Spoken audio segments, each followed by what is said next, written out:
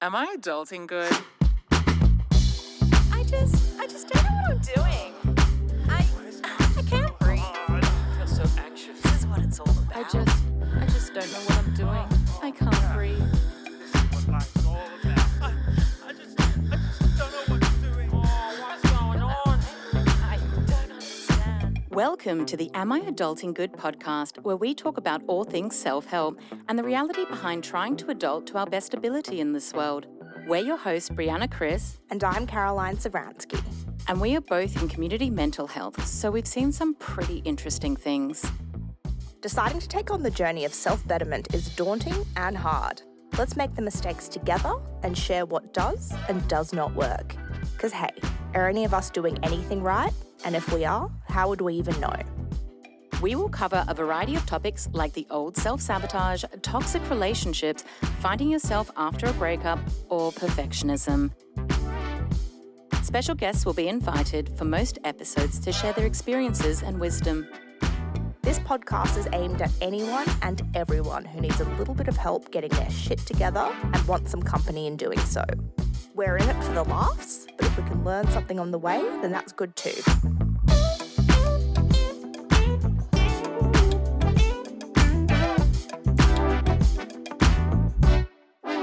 Am I adulting good? Hey guys, welcome to another episode of Am I Adulting Good? Great to have you here. Been missing you lots. We have a very special topic today, which affects more than half of the sexually active population, and that is herpes. Oh shit, I've got herpes. And as you're going to find out in this episode, I got it the really boring way. Should we cut across and just go straight to our recording with the absolutely wonderful Courtney Brame? Yep, just before we swoosh on over there, just to let you guys know, there was a little bit of difficulty in the audio recording. We did it over Zoom. It was the first interview we did over Zoom, and it kind of cuts the other person out when one person is speaking. So there's a little bit of awkwardness there, but bear with us. It was a great interview if you were there. Yes, a lot of the times we'd be laughing and you can't actually hear the audio of it, but it was funny. All right, let's do it.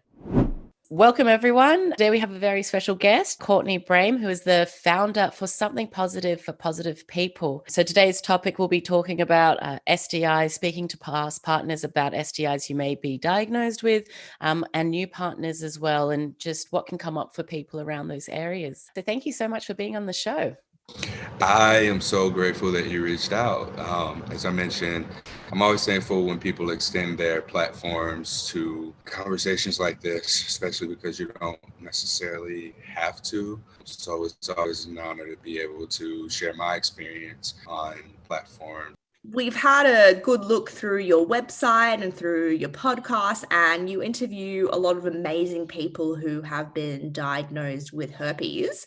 What's it been like chatting to people of all walks of life about a diagnosis that they all commonly share? I think that it's brought a lot of wisdom more than anything, and just perspective in general. I hear from people who don't look like me, who don't talk like me, who come from different belief backgrounds. And while the commonality would be, simply herpes, it shows that despite our surface level differences, it isn't just herpes that we may have in common. Like, we may have additional layers of trauma or pain or suffering that has taken place, such as perhaps like battles with abuse, for instance, or trouble with boundaries, or just being challenged by your sexuality in general.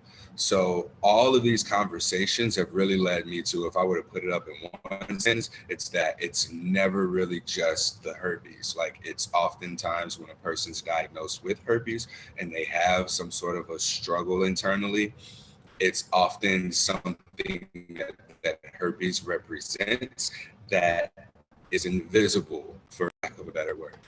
Yeah, it's amazing how much these sort of, diagnoses can flip people around and really draw out of them the parts about them that are often hidden that other people don't see, whether it is shame or embarrassment or lack of self-esteem. And I guess one of the biggest things that hinders people in these areas is the lack of education, because people are very fearful. All of the prejudices and all of the general societal views on what people think STIs are about, what they entail, what they do to a specific person, impacts absolutely everybody. And if you're not educated properly, then you start judging yourself based on that cultural view. So could you tell us a bit more about Something Positive for Positive People, what it's all about, how it started, and yourself? Something Positive for Positive People is a 501c3 nonprofit organization that connects people who are navigating the trauma of an STI diagnosis to mental health resources. So I say that with that being the mission statement and on what it is on the surface, but honestly, Something Positive for Positive People is a suicide prevention resource. The reason that this started, I've been positive for genital HSV type 2, primarily genital herpes. Uh, it's been 8 years, a little over 8 years now. And it took me 4-ish years to find any sort of resources outside of things that said, this is how many people have herpes. And that's it. Like, that doesn't help me to know how many people have it, especially when, in my experience, it seems as if I'm the only one. So one day I got onto one of the dating sites for people who are living with herpes, if you want to connect with other people who are living with herpes for dating. And when I got on there, it was legit game changing for me, because I had struggled with talking to partners about my diagnosis, and disclosure for me was something that was really challenging. And the responses that I received might have not necessarily been, they just might have been as a result of me not really knowing how to disclose necessarily. So once I got there and that went out the window, I was dating. And I was having the time of my life. And I hope I was giving other people the time of their lives as well. But starting out there and beginning to connect with people, I began to get connected with communities and support groups and dating groups and social groups in general. And I started to notice that there were still people, despite how good of a life I was having in there, that didn't want to live. These people had expressed that they wanted to kill themselves because they were lonely, or that they would never be loved, or wouldn't find a partner, or because this herpes is the worst thing that's ever happened to them. And this was pretty common. Like, I'd see it often.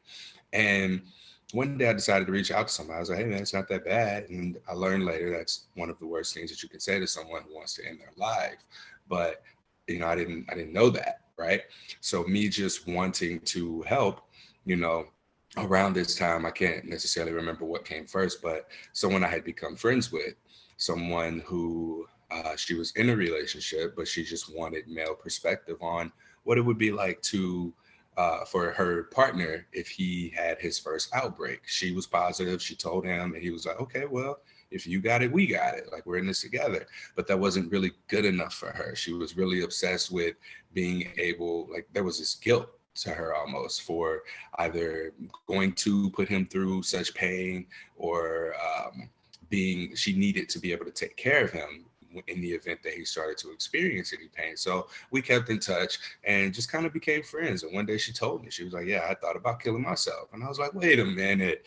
The reason that most people have shared that they want to kill themselves is because they can't find companionship, is what they're saying. Here you are, someone with companionship already, and you're still wanting to take your own life. Like, what? So I think that was probably one of the bigger motivators for me to begin just going within my communities and support groups of people who seem to be managing their herpes diagnosis in an okay manner, and just asking them if they'd be willing to let me record a conversation with them and then share it with people. After time, one person turned to 2 people, turned to 4 people, and then sharing these became kind of a pain in the ass, so to speak, because I had to send it directly to them. So that meant getting an email address, waiting on a response to whether or not they got it, if they heard it. So I began to just upload everything eventually to a podcast platform by the name of something that I said in a pod. No one will ever hear this. I recorded an episode of me just talking. I was like, man, I want to do this thing. So I played it back to myself and I was like, oh, that sounds good. Something positive for positive people. All right. So the name stuck, and it's been a podcast for about 4 years now.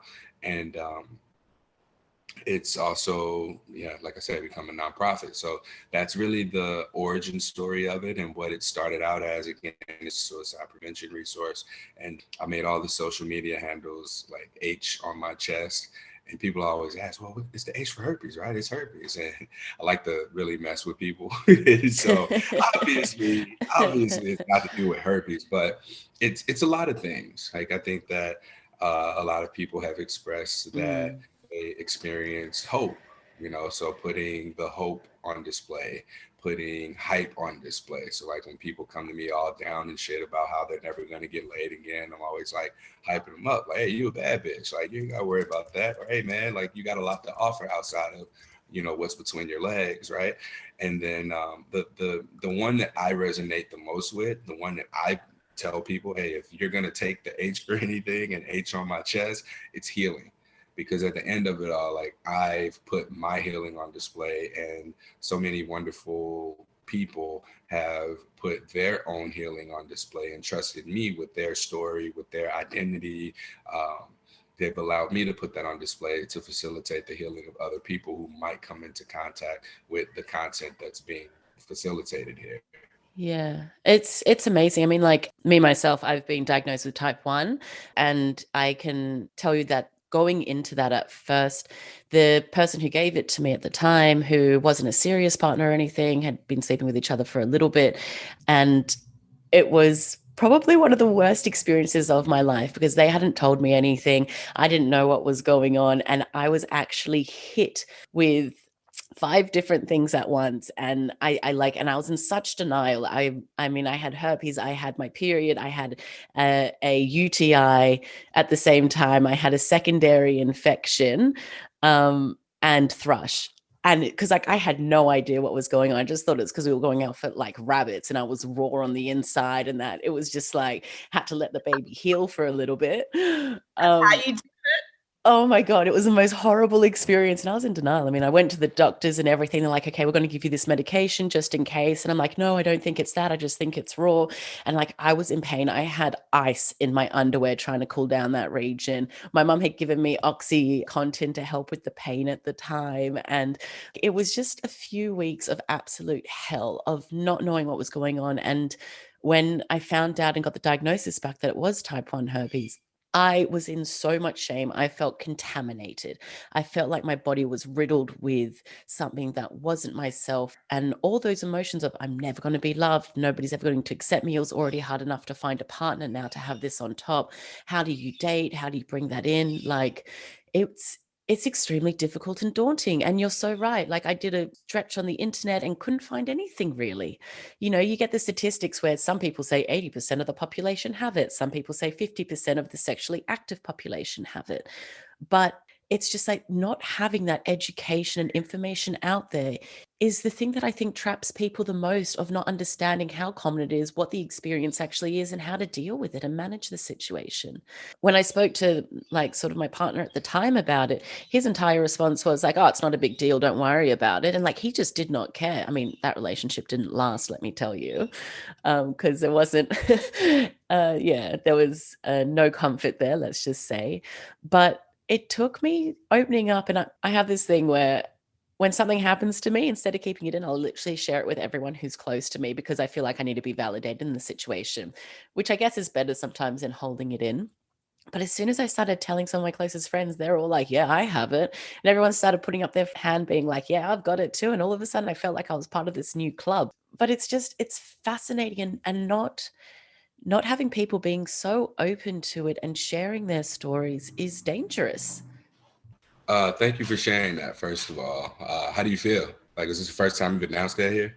Yeah, it actually is. I mean, like first time on this podcast, that it's been announced. And this is why I wanted to bring in this topic as well, is because it is so personal. And every time I'm with a new sexual partner, it comes up in the mind. It's still always there. Yeah. And Brianna and I were just until a few moments ago deciding if she was going to bring it up.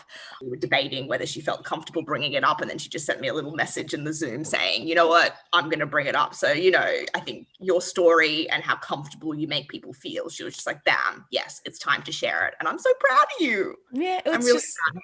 I'm proud of myself because it's true. It's nothing to be ashamed of, but it's still on that daily basis where you're still facing that and you still feel that cultural programming into how I should feel centered around this thing. And at the end of the day, it's not a big deal. I mean, a cold sore is the exact same thing, at least as what I have, is just in a different area. And I mean, like, at least then you can hide it.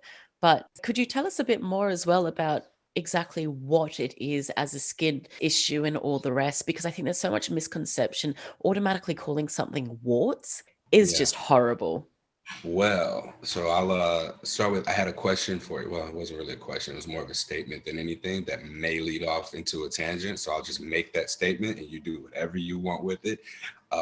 Oftentimes when people are diagnosed, the shame that they feel, as far as what's been communicated to me throughout conversations, it's not really about the herpes. It's the act or what's around it, like the sex, the fact that you had sex to get it. People who get oral herpes are like, oh, it's not a big deal. I don't care about it, blah, blah, blah. But it's here and it's societally accepted to be here. But the closer it gets to the genitals, all of a sudden it becomes this super shameful thing, basically based on how society perceives sex. So herpes actually lives in your nerves. It will live in one of two primary places. If we're talking about herpes simplex virus type 1, herpes simplex virus type 2, either of which can be in either location, but HSV type 2 is primarily genital. It primarily lives at the base of the spine and it presents genitally in that region. So if you're someone with a penis, it could present on your shaft or on your testicles, somewhere in the perineum. It could even show up around your anus. And if you're someone who has a vulva, it could present on the surface of your vulva. It could show inside of your vagina. It can present in that little region between your anus and where the entry point of your vagina is as well, or even on the clitoral hood. So anything in these areas, it's a problem. It's because it's sexual. Now it's an issue. But actually the virus just lives in that area. That's where it likes to live. For oral outbreaks, the virus lives, the way I understand it, at the top of the spine in the nervous system. That's where it lives. Whenever it presents itself, it often presents orally, because this is just where more some people don't like this word, moist air. Favorite word. Absolute favorite word. But yeah, it's just a preference for the virus in terms of location. Now, in speaking with medical professionals, there's been this general statement about type 1, type 2, like if a kid gets cold sores, you don't want to link a kid with sex, right? So it's not going to be tested and called HSV, whatever it is, herpes simplex, whatever it is. It's like, oh, that kid just gets cold sores.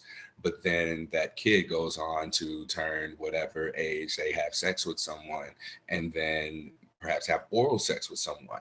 Now that person going into the doctor is going to be met with, oh, that's herpes. You got herpes. And whatever shame, whatever undertone and undercurrent is associated with the reception of those words, they now have that. They internalize that regardless of where it came from or how it got there. It's the fact that it's there in a genital region that now produces all of this shame, guilt, and stigma, because people with cold sores don't disclose necessarily unless they are having an active outbreak. Let that be the case for people who have genital herpes and all hell would break loose, right? Yeah, it's interesting. All I'm saying is knowing that I've got it in the genital area, it's just a nice reminder I had sex that one time, which, high five to myself. Yeah, there's a comedian, Drew Michael, who he did a stand-up routine about herpes. And that was one of the things. He was like, oh, you don't have it? Well, at least, I got proof I got laid. Yeah, exactly. That one time with me for life. Well, at least you two got it in a fun way. I got my cold sores from my mum. I shared a drink with her when she had a cold sore. And I've had 2 cold sore outbreaks, and I'm quite an openly sexual person, and I like to laugh at myself. And a lot of people were kind of making fun of me, like, damn, you got herpes. Like, whose, sketchy dick did you suck? And firstly, disgusting to even say that anyone with herpes is sketchy, because what the fuck does that even mean? Literally anybody on the face of this earth. There's nobody with herpes looks like they have herpes. There's no type of person who has herpes.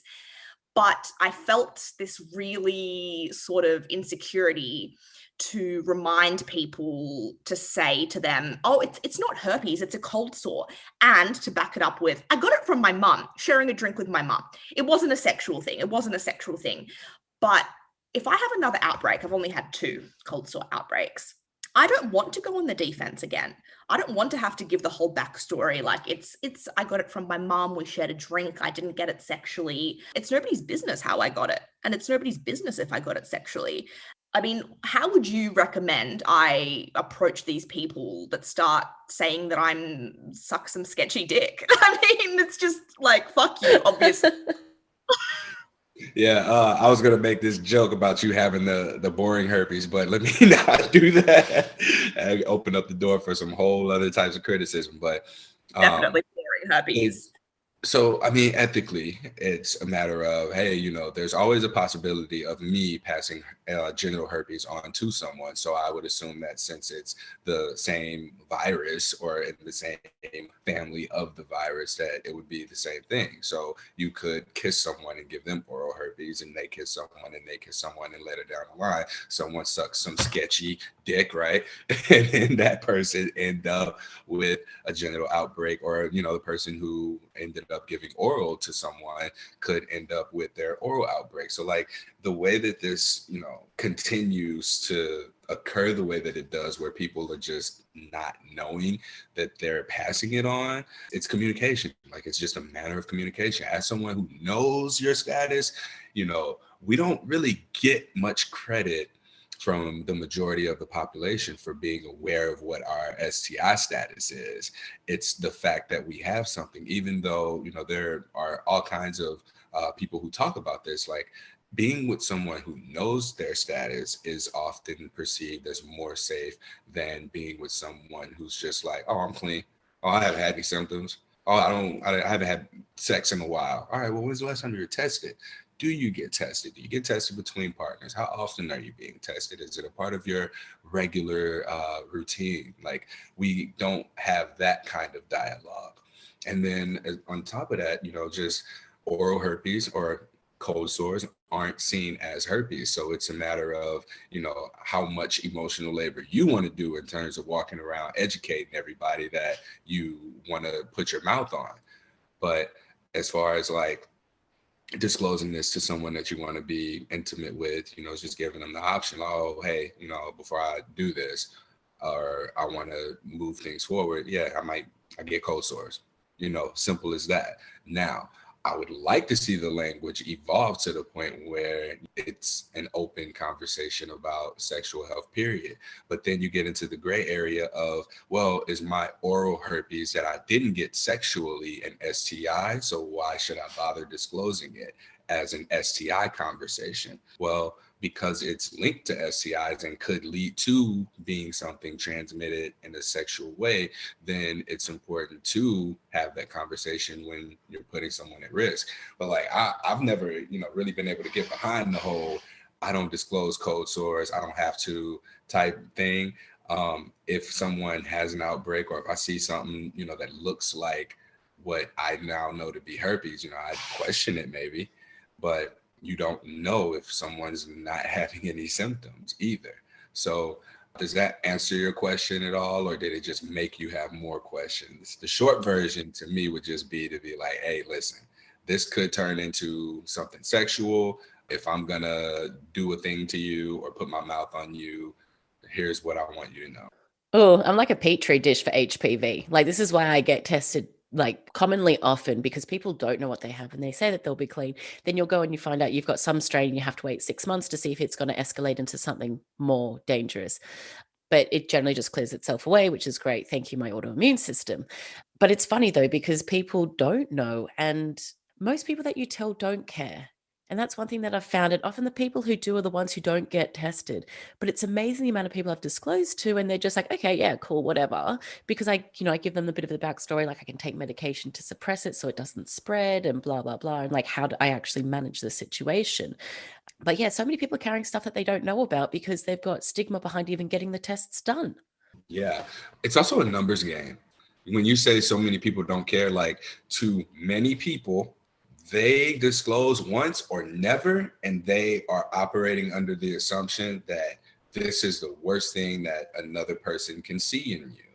Whereas someone like me, I don't know how many, I'm open about it, and everybody knows at this point, and I can't say that I've experienced too much rejection in comparison to how many people have really just not cared. But you have to take the risk of potential rejection in order to reap the rewards of experiencing not rejection.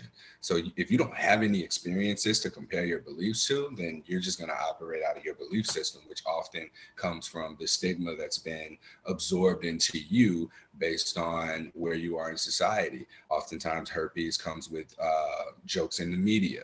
So like jokes on TV, comedians, and whatever it is that we learned about STIs and the fact that we don't want them, and there's no education behind it. So when we begin to challenge whatever our beliefs are with the reality of our lived experiences, then we can start to realistically say, damn, more people really don't care, because you're asking more people. If you ask more people, yes, you're going to get more of, it's possible. Let me say that. It's possible that you're going to get more rejections. It's possible that you're going to get less rejections. But at the end of the day, you're getting feedback to fuel what your beliefs are about what it means to live with this virus. When it comes to getting STI checks, in Australia, they're free. We can get them as often whenever we want. There are charities that work with sex workers and the LGBT community and provide counseling. And if I want to get an STI check every day of the week, I can do that. How does it work in America, especially for people of the lower socioeconomic status? Well, let me tell you this. So I had a primary care physician. I had health insurance independently from our marketplace that I had to pay like $300 a month for whatever reason. I go into just a checkup to my primary care physician who took my insurance. I paid a $30 copay up front. I go in, I let her know, hey, I already have herpes. I want to get tested for everything. I want to get STI testing, which I said testing for everything. So I go down, I get tested. Not too long later, I get a bill for like $368. So my health insurance did not cover me getting tested for STIs. Then after that, I Googled free STI testing near me, and I found a local organization that provides services to people with HIV. Now, they also provide STI testing for chlamydia, gonorrhea, syphilis, and then, hepatitis C. So they will test you for those. They have hours where you can go in. If you have insurance, they'll bill your insurance. If you don't have insurance, it's free. So there's incentives with that organization because they want to get unknown or undiagnosed HIV cases eliminated. Like, we are at a point in time where if everyone who has HIV right now knows that they have HIV, is able to get on medication and treatment, and then we have the potential of eliminating this virus altogether. So the incentives and organizations that are out there doing that are, something that also not also perpetuates, but people may feel ashamed to visit those places because HIV's in the name. So what if I go to this place for just STI testing, but HIV's on the name, and I walk in there and someone sees me walk in there, someone sees me in there utilizing their services. So I don't default to, I'm taking care of my health, and this person, if anyone sees me, they're going to see me taking care of my health. No, stigma, people are going to think that I have HIV. So that's another one of those barriers, because these places that offer free services, like, they have to serve a particular population. And then as a secondary means of providing testing or extending their mission out into whoever else it benefits, like, they have to make it clear that this is who they're serving. But, oh, by the way, you can get free STI testing done here. And then here we have Planned Parenthood, different ones offer different levels of services. But ultimately, we are not aware of how many places or where we can get free testing. I only know that because I host the podcast that I host, and I'm looking for these resources, and I interview people, and I want to go get tested and uplift these kinds of platforms and spaces so that other people know that they can stay on top of their own sexual health. Yeah, it's amazing. I mean, we are very, very fortunate being in Australia. And even in Sydney, we've got a place called the Sydney Sexual Health Centre, and they send out what's a dried blood spot kit to people's homes where they can actually test for hepatitis C and HIV/AIDS in their home. So they don't actually have to go to a clinic, and it kind of takes out that first stage of the gap and the first barrier to even getting these type of things done when you're not sure yourself. So your podcast first started off with herpes and with your diagnosis and sharing about that and that common experience. And then that's gone more broadly into, I guess, all the other STIs that exist with hepatitis and HIV and, gonorrhea and all the rest that's out there. I know, like, I went to, by the way, apologies for the bird noises. I went to a training session last year because, as you're aware, Caroline and I both work in community mental health. So it's very important that we do keep up to date, I guess, with sexual health, especially when we are looking after people in the community. And it was training on hepatitis C. And it was the first time that I actually found out that they actually have a cure for it now, an actual cure, not just treatment. And I think there's so much information out there that isn't shared. And it started coming up onto, bus shelters here as media to inform people that there is a cure for hepatitis C. But how often are you kind of very much shocked at the lack of knowledge that people have? Or I guess, how often do you have people coming to you asking for assistance around these things and further information?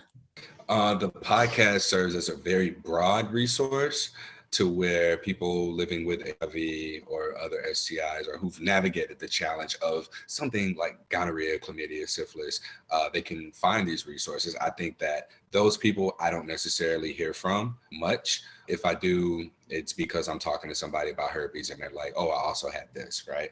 So for me, many of the people that I hear from are just living with herpes. And I believe that that has to do with the fact that I'm open about my own herpes status. So if I were just some dude interviewing people with herpes, I don't think people would reach out to me. And like, I can say that with a lot of confidence.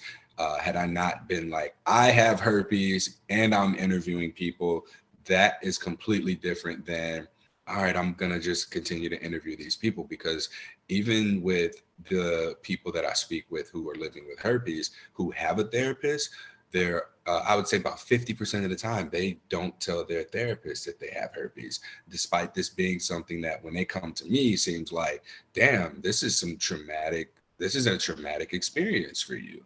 Perhaps you should talk to your therapist, or perhaps like, I can connect you with one of the therapists in my network. But I think that, and I guess this is good timing because this is the first time that I'm actually saying this, a lot of people don't necessarily reach out because they need help. They reach out because they just need someone who understands. They need someone to hold space for them. They need someone that they can like exchange energy with because they're carrying something, and the depressurization of that, like how you might have felt, put into words when you just explained to us what your experience has been. Like, people need a space for that because they don't typically have it. And oftentimes they just want to know something like, oh, well, how do I disclose? Or, oh, how do I, manage my outbreaks? It's just something as simple as that. But to have the podcast and the experiences of other people and see that there's an entire community of people that they can get additional resources, information from, like, ultimately the healing aspect of it is community and being able to just connect with another human being who sees you. Couldn't agree more. And also, not going to say it's not all downhill. I mean, since I've been very fortunate. It might have an outbreak once a year or so, but with it, when it's kind of coming on board, you kind of get these little tingling sensations, and you can then just take medication to suppress it there. And you then, wait a couple of days and the outbreak is over. But I guess a positive of it, and this is, a little bit explicit, is it can actually kind of increase sensitivity down there. So, you can kind of go flicking the bean for those first couple of days and have such a good time, and then take the medication. You got nothing to worry about. Hey, that's the first time I heard that one. I actually shared that with one of my friends as well. And she's like, oh my God, I completely agree. Like, it's amazing. Like, I've never felt anything like that before, especially depending on where it kind of shows itself. And yeah, like, it can work in your favor sometimes. That's all I'm saying. So it can also be a gamble. All right. The fun kind of herpes, seems to not be all bad. Damn. You recently did an interview with a comedian called Hannah Dickinson, and she mentions that she jokes about herpes in her stand-up. Where do you draw the line? I mean, the first joke that comes to my head, right, is that joke that people say, like, oh, whatever happens in Vegas stays in Vegas, except herpes. That shit's going to come back with you, right? So that's just like a joke that I've heard so many times, and it's like a way of scaring people. Where do you draw the line? And do you think people without herpes are allowed to make jokes about herpes? All right. So let's, I'll give you another question. Can a white person make a joke about Black people? Right? No. They can say what they want to say, but just be ready to deal with the consequences, right? So the consequences of what people's perception is of that joke, whether it's funny or not, it's a matter of consequence depending on who it is that you're around. My general rule of thumb is the only herpes jokes that I've heard that were funny come from people who have herpes. And so when I talked to Hannah, the way that she spoke about it was from her experience, her lived experience with the virus, not some made up experience that is just a projected view of what it means to have herpes based on stigma, right? So in terms of like stereotypes and whatnot. So if you're able to make this joke from your genuine lived experience directly, make the joke, like talk about it. And it's also like there's healing in humor. Like we're already a few weeks, it seems like months into 2021, right? And like the way that society overall is appearing to cope with a lot of the shitty stuff that's been happening over here in the US is with jokes and memes. So humor can in fact be a coping mechanism for people. But I don't think that what's the value of making a herpes joke if you're someone who does not have herpes? What's the value of making a Black joke if you're someone who's not Black? Like, what do you get out of that? Are you unloading something? Are you coping with something? Are you healing something? Like, how are you using humor in this space to support or heal, or are you using it to tear down and destroy? Yeah, it's often, humor is definitely a dealing mechanism in a way, but it's better sometimes to laugh than it is to cry. And 100% agreed. People who often make the jokes without having that personalized experience aren't actually getting the crux of the joke in itself and actually having that understanding behind what it entails. And it's all about the intention behind the speaker. Yes. And I believe that like humor is also a form of educating. The way that I heard Drew Michael, the way that I heard Hannah Dickinson use their humor in relation to herpes is also educational. I hear very depressed, sad, hurt people who are hilarious, and they share their own experiences. Like they'll make fun of, well, I haven't heard anyone make fun of suicide. Let me not say that. But I mean, they'll joke about their depression in a way that people are like, oh my God, I can relate to that.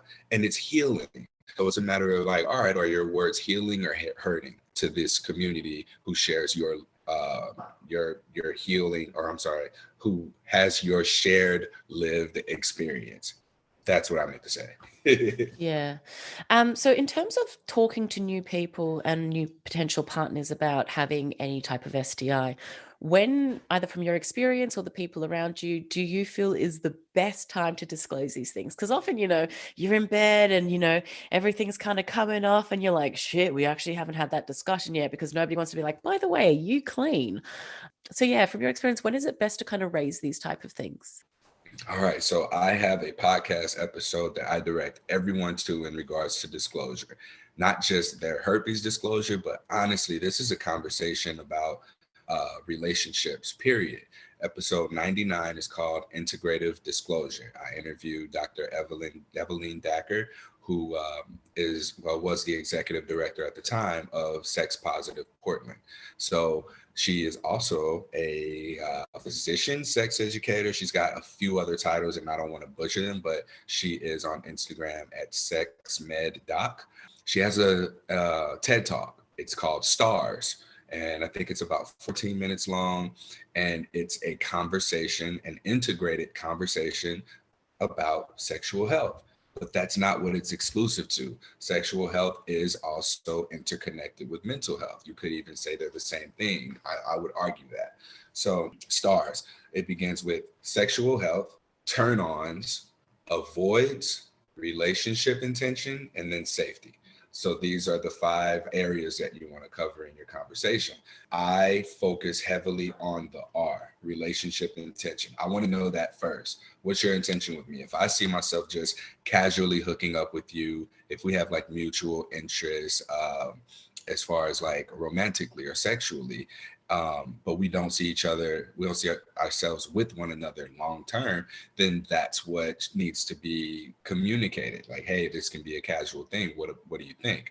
And then you decide, okay, well, if this is going to be casual, then we'll have to take precautions because we're not serious about one another. So it's less likely that someone would be willing to take a short-term risk that is going to be something that they have to carry into the rest of their lives. So it's probably better to just get that, put that on the table right away. I will always say it's better to put that on the table right away, but you may want to fill them out and see what their intention is with you. So if we start there and our intentions are aligned with one another for the relationship, then that's probably the next step that you want to take from there. But if you need more assurance, how about we find out if we're even compatible with one another so we can go into the T and the A, turn-ons and avoids. If I'm into slapping ass, pulling hair, choking and biting, and all of those things trigger you, we're not going to be sexually compatible. So there's no reason for me to disclose to you. We're just going to end up having a good time for the rest of the night, go our separate ways without any sexual contact. General rule of thumb is prior to sexual contact, have the conversation about sexual health. But again, once the disclosure has taken place, let's say your relationship intention matches up, you're turned on by the same things, you don't like the same things. So the things that you both don't like are completely off the table. So that's not even in the equation anymore. And now we talk about sexual health. Hey, I was diagnosed with genital herpes 8 years ago. I don't know how much you know about that. Maybe you can invite them into the discussion right then and there, because you might tell someone way more than they need to know, or you may give them so little that they're only left with their assumptions that they have. So I like to offer up a little bit of my own experience. Like, I host this podcast and I've been talking to people who've been living with herpes about their experiences, and just give a little bit of detail about how herpes actually impacts my life, so that they don't make assumptions that I don't have sex, or that people don't have sex with me, or that I'm depressed and sad and I'm someone who isn't cautious with partners, or whatever it is that stigma has fueled into their belief system. And then from there, we can talk about their status, because that's often the part that's left out of the equation. I told you I have an STI and you're okay with it. All right, cool. Let's jump into bed. No, we're going to talk about yours. So when's the last time you were tested? Because I need to know that I'm still safe, at least from a communication standpoint with you, to where most recently your last test was however recent, and that at that point in time you tested positive for and were treated for whatever, and you waited the time that you were supposed to wait to have sex, or you tested negative for whatever it is. So it's more so about being aware of what your status is, being on top of status changes, and just being like status aware. Like that probably is a better word than like clean and dirty. Like let's talk about status awareness for once, right? And from there, we talk safety. All right, I take daily valcyclovir to minimize the risk. Now, I say minimize, I don't say eliminate. I don't say there's no risk, because there always is a possibility that you can pass it on to someone, because if you're asymptomatic and don't have symptoms, then you can still pass the virus on. Condom use and antivirals and communication are the 3 things, and lube, 4 things you can use in order to greater minimize the risk of transmission. So that's where we talk about those things, and that's what safety looks like. And then like just checking in, like, hey, all right, well, let's talk about safe words, or like, you know, if I'm at any point doing something that you don't like, I want you to know that you can feel safe telling me, hey, slow down, speed up, let's stop, like these kinds of things. I think one of the examples she gave in the interview that I did with her was if someone's gonna Uber over to my house, like to tell a friend that she turn her location on with a friend and be like, hey, check on me at this time in the morning or something, make sure I'm not murdered. So that's what safety looks like. So the overall conversation about the STARS talk was a perfect example of how people can go on to disclose their status, and just it's a negotiation, it's an ongoing conversation, and it's boundaries really more than anything. But the communication aspect of that is, it can be found in episode 99 of Something Positive for Positive People, Integrated Disclosure. It's amazing that, you know, you have these conversations on dates. I have been on dates for many, many years, and I feel as soon as the topic of sex or sexuality is brought up, it's like something in the men's head ticks, and he goes, I'm going home with her tonight, you know, or she's a kinky girl, or something like that. Like I can't just have this open conversation about what I like about my sexual health. I can't even say that I'm going to be studying psychosexual therapy without these men starting to think like, damn, like, what am I going to get out of this girl tonight? And as I've given you my examples of the awful things people have said about my cold sores, my herpes on my mouth. So when you've had these conversations with people and with people that you've interviewed, has everybody responded in a respectful way, or have there been some people where you've lost faith in humanity with how they've responded to such a respectful and normal question and conversation? Some people I didn't make it to the conversation with because they demonstrated red flags beforehand. Someone I went on a date with, I was telling a story about a men's group that I was in. And in the men's group, most of the men were having problems with women. And there was this one guy who was like, my problem is that I'm not having problems with the women I'm with. Like, I have too many. She cuts me off before I can even get to the point and goes, he gonna bring home some STDs. It's like, all right, we'll finish our food and that'll be it. And that was my decision. Like, I knew that was somebody that I probably shouldn't disclose to. So we went on about our date and we parted ways. No kiss goodnight, no follow-up. Like, that was it. Like, I don't want to do this anymore. Okay. So what I find though is when I do get to the point of having the conversation, women are more shocked that I initiate a conversation about sexual health, and their fucking heads explode when I ask them things like, well, what do you like? What do you like to do? Because I guess no one's ever asked them that before. Such a turn on. Oh yeah. I'm learning it. But God damn, getting hot and heavy just hearing about that. You know, I mean, like, guys get turned on by, you know, sex talk. I think us women get turned on by responsibility, communication, mutual respect. Ooh, bringing up, you know, touching on those topics first. You've hit the sweet spot. I'll tell you that. Yeah, and that's been, I mean, I wish I could like just show people the power in initiating the conversation, because I've had more sexual partners since testing positive for HSV than I did prior to knowing what my status was. And I want to emphasize prior to knowing what my status was, because I don't know when I got herpes. I don't know how long I might have had it without having shown any symptoms. I just know that I tested positive 8 years ago, right? So when initiating these conversations and just kind of seeing, you know, when you make it past the shock looks on your partner's faces. It can be something that is very playful. Disclosure doesn't have to be this daunting thing. It can be sexy. Like, it can be a matter of like when you're talking, of course, and you're at the point of, consent and touching and being close to one another. You could potentially like whisper in their ear, like, "Oh yeah, tonight this is what I'm going to do to you," blah, blah, blah. It doesn't have to end at, "Hey, I have herpes," and then crickets in the background, because that's not the conversation. The conversation is something that flows. It is reciprocated. It's back and forth. It's not just, my sexual health status, your sexual health status, but it's an entire negotiations process of what a sexual interaction could potentially look like. It's fucking foreplay, and people don't really understand that going into it. But also, people after a diagnosis can often be so inexperienced with the conversation. Like, the only reason I'm as confident in having this conversation is because I've had at least 200 recorded conversations about sex, sexual health, and negotiating. And the DMs I get sometimes are wild. So like, to invite that kind of dialogue also expands my range of perspective to say, damn, more people are comfortable talking about sex and their sexuality in a very vivid way than are not. It just needs to be welcomed in a safe manner, and they need to feel invited into the conversation. Like, I've started sharing different like sexual health related things on my personal Instagram, which has primarily been about physical health. So I created like a close friends, and I'll share things on there, and people get really involved with those conversations. And I'm not shocked, because I have, my alias H on my chest, who's talking about sex, herpes, and dating with herpes, and sex with herpes, and figuring out that sex with herpes is actually just like sex.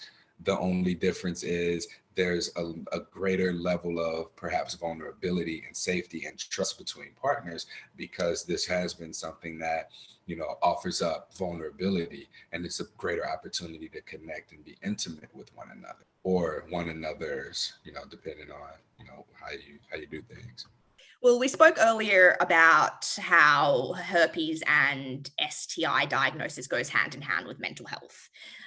So we've discussed, being open and talking openly about sexual health. And you mentioned earlier, somebody once said to you they were suicidal, and this was sort of early on in the days, and you said, it ain't that bad. And then you kind of realized later on that that might not be the best way to approach someone who's suicidal. So in, all the years that you've been working on this, having your diagnosis, doing the podcast, if somebody now were to approach you and say, "I'm newly diagnosed, I'm feeling suicidal, my mental health is really poor," what would you say to them?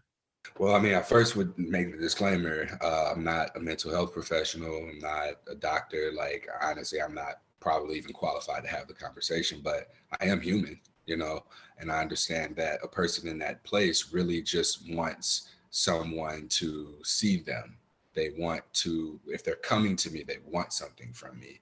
And I don't quite know what it is, but I'm going to assume that there's a sense of safety, given the one thing that I have out there to the world that's like taboo, that makes people come to me in such a vulnerable space, which would be the herpes diagnosis. I mean, if they say, I'm struggling with my herpes diagnosis, I'll ask, are you in a safe space?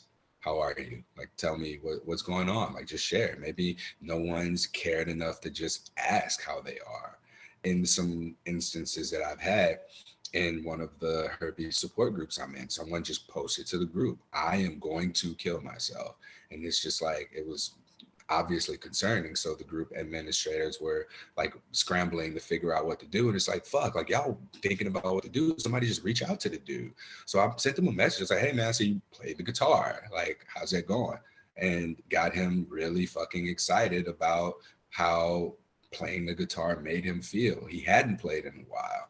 We had this conversation, and he shared like some personal things about his relationship having ended, but being able to just see him and connect with him through an interest. I can't say a mutual interest. I just saw that he recorded videos of himself playing music on his Facebook feed. That was the thing that, we were able to connect on. I was like, "Man, you really should get back into playing music. Like, your music's pretty good." And like, he was okay at some point. I don't know what happened afterwards. I don't know if it was my words or if something shifted, maybe his girlfriend called him. I don't know. But just having been able to see him was something that was helpful. I've also had an ex who had attempted suicide. Actually, I was in college and it was long distance, so I couldn't come to her, but she had left me like a troubling voicemail, and this wasn't herpes related because I didn't know that I had it at the time, at least. And I remember just something was in her voice, not her words, but her voice. And so I just happened to call the suicide lifeline, and I let them know, hey, I don't know this address. I know the name of the street. I know where the house is. And like not too long later, I had gotten a call from her brother that they had found her in the tub. She's alive. She was alive at this point, but they found her in the tub. Like she had made an attempt on taking her own life with some pills. I fast forward 14 years. She's doing great. She's married, has a few kids. She's got like a jewelry business or something like that too. So she's fine. But really, we're human and we're connected, and it's a matter of like following that intuition. I can't say I asked myself what I would need if I were in that moment because I can't relate. I've never once thought about taking my own life, and if I've thought about it, it had never been anything serious. I was like, damn, could I do it? If I could do it, how could I? But it had never been a point where I was like, life is terrible. I don't want to be here. It had just never gotten to that point. So for me, what it looks like is I know a lot of the experiences people living with herpes have, so I can speak to that appropriately if I need to adapt the language that I use or the word choice, depending on, what that person shares or what I see from that person or what I hear from that person. And I can just speak to that, speak to, what's crying underneath them to be seen, and then just hopefully get them to just feel better. Yeah, it's we've had to do, and one thing that I would suggest absolutely everybody to do, because I think it's important, kind of like duty of care for society, is to actually do a mental health first aid course and a suicide first aid course, which is something that we've engaged in, have to because of work and all. But the one thing that you learn a lot of the time when people are in that space is they don't think they have options. I mean, there's a whole procedure of how best to approach these type of situations, especially like whether you know the person or not. And it often comes down to questions of, do you have a plan in place? And usually, if they've got a plan, there is more of a chance that they're being, that there's a high chance that they'll follow through with the actions. But a lot of the times they don't know that there are other options. They feel so trapped in the situation into thinking that what it is, there's no other escape or out of that feeling and that darkness other than to take their own life. And I think even in your situation, by bringing in the guitar and different things that they could connect to, you're bringing in other options of that hope, of that enjoyment, of things that can reconnect them with themselves and that love of life. And I think the basic knowledge behind how to approach these situations is, priceless. I really hope through organizations and podcasts like yours, people will not have their mental health affected so greatly from an STI diagnosis. It shouldn't get that far because it's the outside stigma that's creating mental health issues for people that are diagnosed with an STI. And it's just terrible that it could get to that point. Like, you're living your best life with it. If you learn how to deal with it, communicate with it, get tested with it, live with confidence, it doesn't have to affect your mental health at all. And it's just such a shame that so many people are so profoundly affected by their diagnosis. And I really hope that people, we can spread the word on resources that you provide and your organization provides. And actually, we will have a link down in our show notes about resources that Courtney will provide and that we'll provide for mental health as well. Yeah. And don't want to take too much of your time off. It's been absolutely incredible having you on, and thank you so much. We will come, I guess, to our last segment of the session, which is our Holy Trinity. And this is where we end each session with something that we are grateful for, a gratitude, something we want to brag about, and also a desire for the future. Which one you want me to go first? What's first? It's gratitude, brag, and desire. Ooh, okay. I have gratitude for just connection. I know that in life, the decisions that I make are all motivated by the ability, possibility to connect. While we are on the surface separate beings, um, to share space of being experienced and experiencing one another in our separateness and being able to just kind of have this experience of sameness with one another, whether it be through conversation or intimacy or just like a shared experience. That's something that I am absolutely grateful for. What was the second one? Second one's a brag. What do you want? What do you want to brag about? I want to brag about having gone through therapy for most of 2020. I am very proud of myself for not only being able to get started, get going in it, but just for the growth that's taken place and being able to identify a lot of patterns that I want to break in a way that I catch them early. Like I catch my patterns very, very early, and I make a conscious choice to change them or do something different. And that's one of the things that I'm super duper proud of, because most recently, one thing that came up was like arrogance. My mom would always say, "You're arrogant just like your dad," and I always perceived that to be like a terrible thing. So I would act overly humble, overcompensating for my natural arrogance in fear of being like my dad and possibly losing my mom's love, which, to a kid, that means death, from primal instinct, right? So talking to my therapist, he asked me, he was like, "What do you think your homework should be?" And I was like, "Well, probably should talk to my mom, talk to my dad." And so I talked to my mom and came to the understanding that she didn't even know what the word arrogant meant. She was just saying shit. But even then, like, I talked to my dad afterwards, and he dropped some knowledge on me. He was like, "Well, son, does your arrogance include merit?" And I was like, "Yeah." He was like, "You can't be arrogant and have merit." It's like, "Oh shit." But I took it a step further and I called my grandfather, my mom's dad. And it's like, so nobody knows you better than knows your daughter better than her oldest son or her father. So I told him the same thing. He was like, "Well, you said I was arrogant or whatever." So I'm talking to him and he's saying, some stuff's just genetic, blah, blah, blah, passed down. And then we get into other conversations. And as I'm listening to him, I'm like, I'm not arrogant like my dad. I'm arrogant like your dad. Like, if I get it from anywhere, this is where I get it from. So my grandfather's like, speaking about, how proud, like it's coming from a place of like pride and a lot of confidence in a way that it could potentially be offensive. So my mom didn't know what arrogance was, and she also didn't realize that that was what her dad was. Now, for a desire, I desire to visit Australia. I'm kidding. I just said that because y'all kind of. As I said, you've always got a home, place to stay.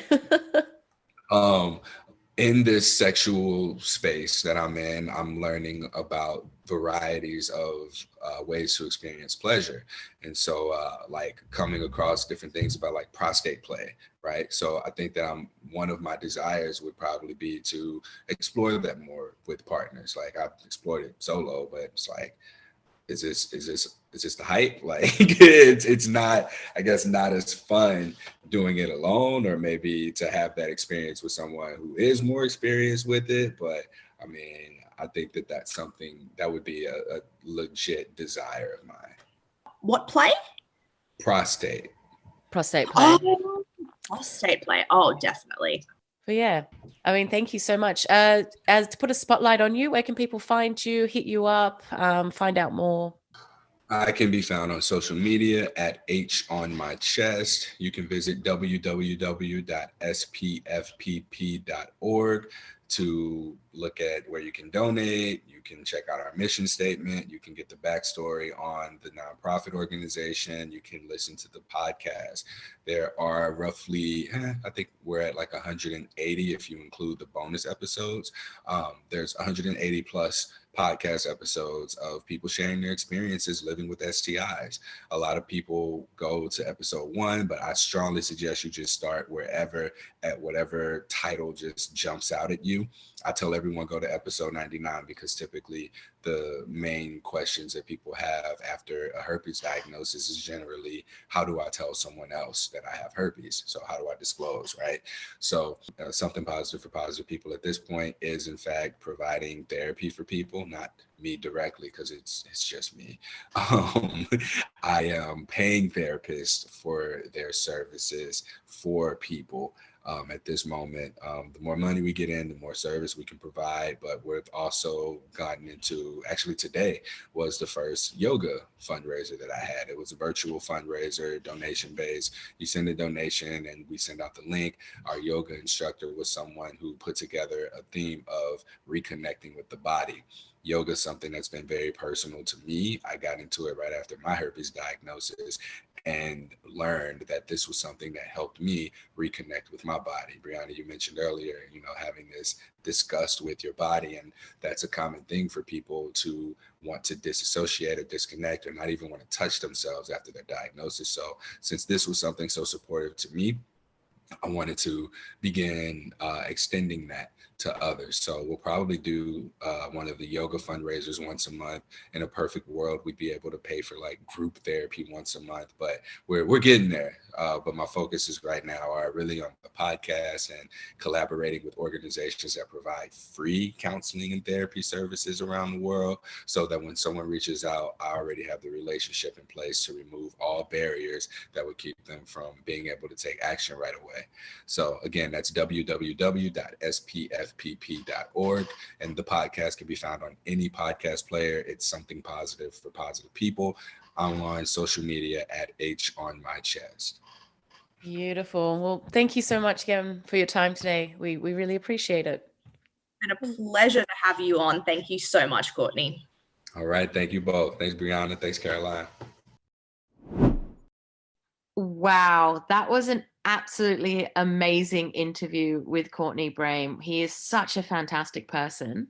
Really happy that we could get him on. Thanks so much, Courtney. It was great to have Courtney on, and we had a little bit of difficulties with the timing. He lives in Central Time, and we live in Eastern Standard Time. Yeah, I knew that. Eastern Standard Time, Australia. EAST, Eastern Australian Standard Time. EAST. Luckily, we're both early risers, so it all sorted itself out. So that was so lovely to just have him on the episode and just to share the amazing work that Courtney is doing, and the episodes, people's voices that he's bringing across in his Something Positive for Positive People podcast. So you know what, guys, if you have herpes and you really want to connect with the community, or it's something new to you or something old, please go and check it out, because it is just a wealth of knowledge. Yeah, he's really an amazing human being, getting this diagnosis, just running with it, creating this community, bringing people on board, slashing stigma. Very happy that we could get him on board to do an interview with us. And he's easy on the eyes as well, as Brianna kind of told him. And the voice. Brianna told him a few times before we started recording. Anyway, I'm very grateful to have him on, and I'm glad we could make it work with our time zone differences. Perfectly timed before we went to work in the morning. So thanks so much for working on our time schedule, Courtney. Thanks for listening to the Am I Adulting Good podcast. We hope you guys are getting out of it as much as we are and are learning a trick or two about how to adult. Please give us a review and a 5-star rating, like our podcast, and follow our channel on whichever streaming app you're using. It really helps us reach more people and build our community. Hit us up on Instagram at Am I Adulting Good. Also, remember to send us your Holy Trinity and share your stories with us at amiadultinggood@gmail.com. Each week, we'll share one of our adulters' emails, and that could be you. Seriously, we love hearing from you. Keep doing your thing, adulters. We love you. We love you.